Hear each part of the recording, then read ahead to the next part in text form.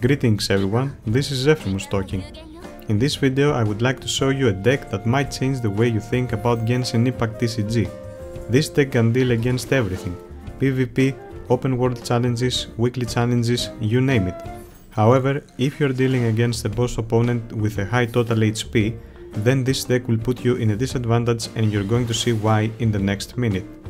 This deck includes the following characters: Chongyun, Mona and Kechin.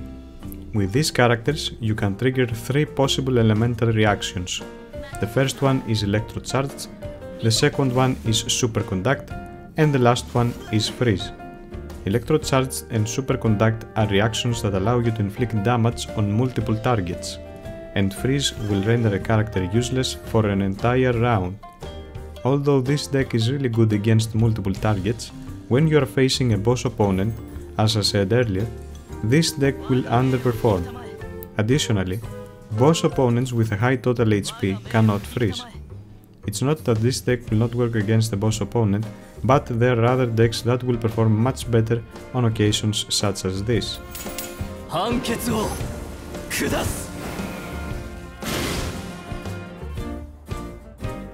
Anyway, let's take a quick look at the cards. For talents, I am using 2 copies of Steady Breathing and 2 copies of Thundering Penance. As for the weapons, I usually use one of them depending on the situation and availability. Adventurer's Bandana is a very useful artifact card because we are gonna be using a lot of normal attacks, and Gambler's Earrings will provide us with the necessary dice to reduce your opponent's alive characters to 0. There are a total of 7 location cards in this deck, and if you manage to draw Tabby's companion card early, you will be able to summon some of these cards for free. Paimon is another card that you want to draw in the early rounds of the game, but you have to choose an appropriate time to summon it without leaving your characters too vulnerable. Currently, the bestest travel companion is one of the most useful cards in the game.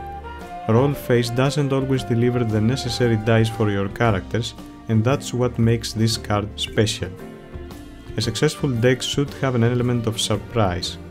Changing Shifts, Leave It To Me, and Kalk's Arts are cards that come as a complete surprise in the face of your opponent when summoned. Heavy Strike and Adeptus Temptation will make your characters deliver more damage when it's necessary, and lastly, Lotus Flavor Crisp will temporarily protect your active character when needed. Okay, now we are going to play an online PvP match in order to understand how this deck plays out. Our opponent starts first, and we've got Paimon's card early. We've also got Tabby, nice. Things are looking pretty good for now. Off you go, Mona. Our opponent chooses Raiden. It's clear enough what he has in mind. We have to prevent Raiden from using her elemental burst, otherwise this match may become troublesome. One way to achieve this is by freezing her.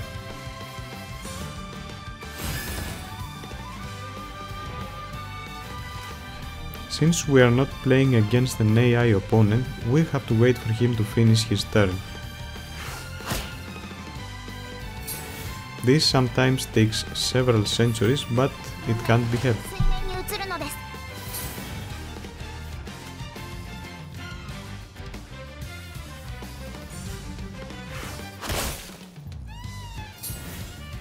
He has already filled his energy. I think that we should play it safe and get the upper hand on the next round. We're going to use Paimon's card, and this will increase our chances of getting the dice we want in the round that will follow and for the rest of the match.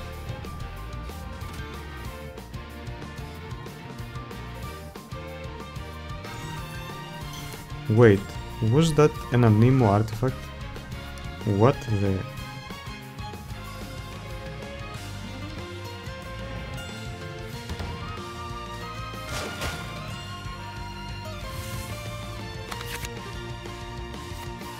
Anyway, round 2, here we go. We are now going to freeze Raiden for this round, and the fact that we are playing first guarantees it. as long as we have the necessary dice to play, that is. So far so good. But are we gonna be able to get any more? Apparently not. Well, it doesn't matter anyway. Pay close attention, everyone. This is the proper way to handle Raiden's Shogun.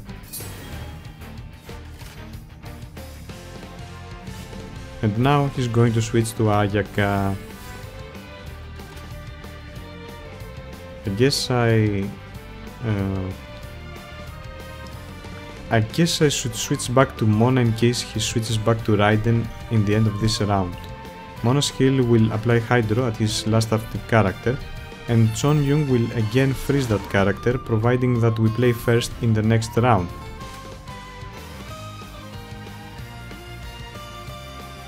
Loading.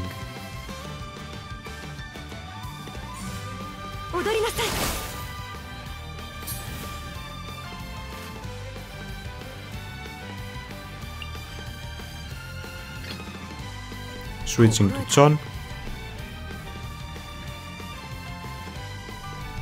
We are going to use Tabi here and conclude our turns for this round. It's a shame that we don't have any location cards on our hand, because Tabi would make us able to summon one of them for free, but better luck next round. We switch to Diluc.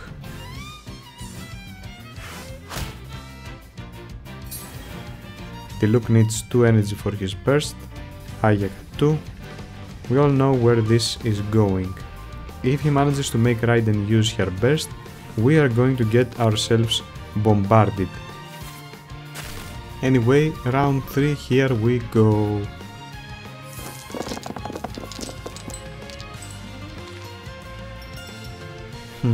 We are not going to use Mona in this round. So give us some Cryo and Electro dice, please. Okay.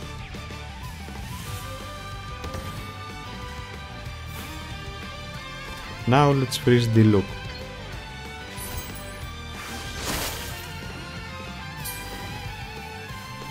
You know, if our opponent had any fast action cards like Catherine or Noel's card, things would be a lot different.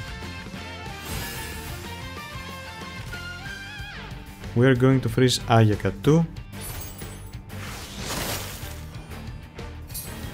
Chon has his burst ready. Opponent switches to Raiden. Chon uses his burst. And Raiden goes down. Thank God we got Paimon's card early. We had enough elemental dice to attack 3 times in a row. The situation looks dire for the enemy. He won't be able to spend his remaining elemental dice. We won't be able to do anything else in this round either. And the game has ended. Everything went smoothly for us, but this match alone won't be able to confirm this deck's potential. For those interested in seeing more matches with this deck, I have already uploaded a video link in the description of me playing the rest of the Arena of Champions campaign. Anyway, that's it for today. I really appreciate that you took the time to watch this video until this point. Thanks for watching. Zephyrmus signing off.